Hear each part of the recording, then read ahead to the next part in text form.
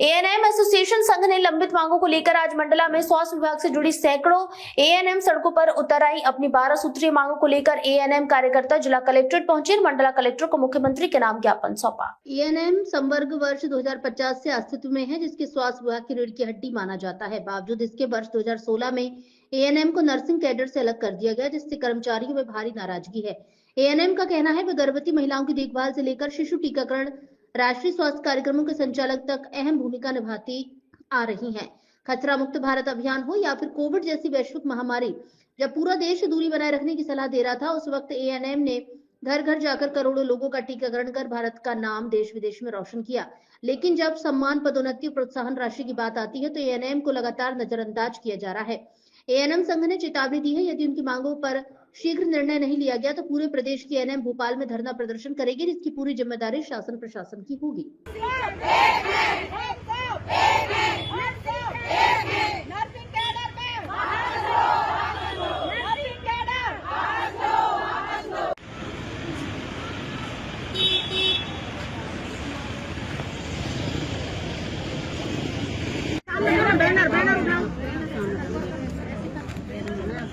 Banner ऊपर कर लो और ऊपर ढक जाएंगे सब लोग।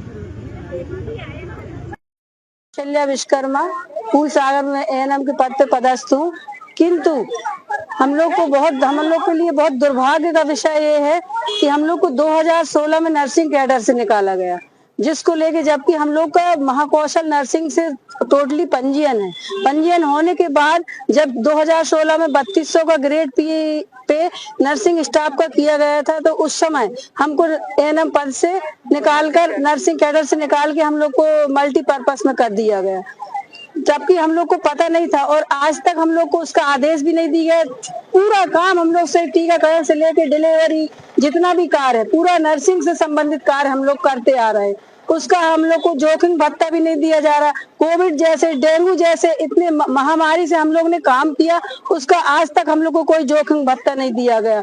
और इसके अलावा हमारी एएनएम बहनें यदि वैक्सीन कैरियर लाद के दुर्गम पहाड़ी एरिया में जहाँ कोई साधन नहीं है, पत्थरों से चलते हुए, नदी नालों से चलते हुए अपना कार्य कर रही हैं, तो उनको ऊपर से यदि कुछ मातृ मृत्यु या शिशु मृत्यु हो जाती है तो उसके लिए उनको प्रताड़ित किया जाता है कि आपके एरिया में इतनी शिशु मृत्यु हो गई, इतनी मातृ मृत्यु हो गई, ऐसा क्यों हुआ?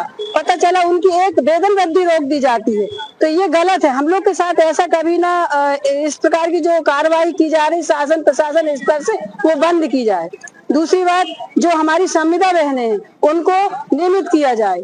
2012-13 में जो उनको निकाला गया है उसमें उनको संविदा पद से नियमित कर दिया जाए। तीसरी मांग हमारी ये है कि जो वेतन विसंगति हमारी वर्षों से चली आ रही है, उस वेतन विसंगति को दूर किया जाए। 2800 जो हम लोग का पे ग्रेड हम लोग ने मांग की थी, वो हमारा लागू किया जाए।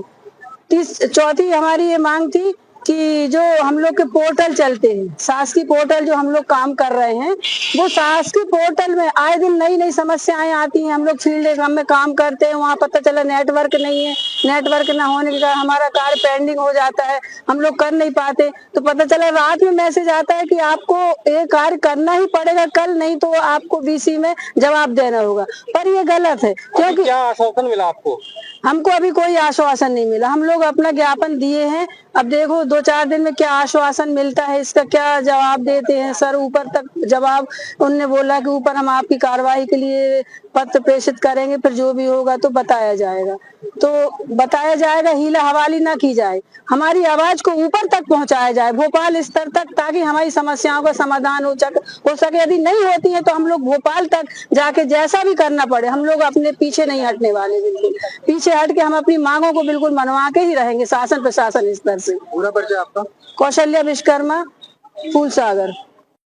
पता नहीं, मुझे लगता है हजारों संघ बने होंगे, लेकिन आज पहली बार ऐसा हुआ है कि एएनएम ने एक संयुक्त एएनएम एसोसिएशन संघ को बना करके पूरी एएनएम को एक साथ जोड़ करके एक प्लेटफॉर्म में खड़ा किया है, जिसमें हम लोगों की 3 समस्याएं हैं। एक समस्या तो बहुत वर्षों से चली आ रही है, जिसमें हम लोगों को नर्सिंग कैडर से हटाने के बाद पूरे नर्सिंग के कार्य लिए जा रहे हैं और नर्सिंग कैडर की जितनी भी सुविधाएं होती हैं, जितने भी प्रावधान होते हैं, वो कुछ भी नहीं दिया जाता। जाए, पहला।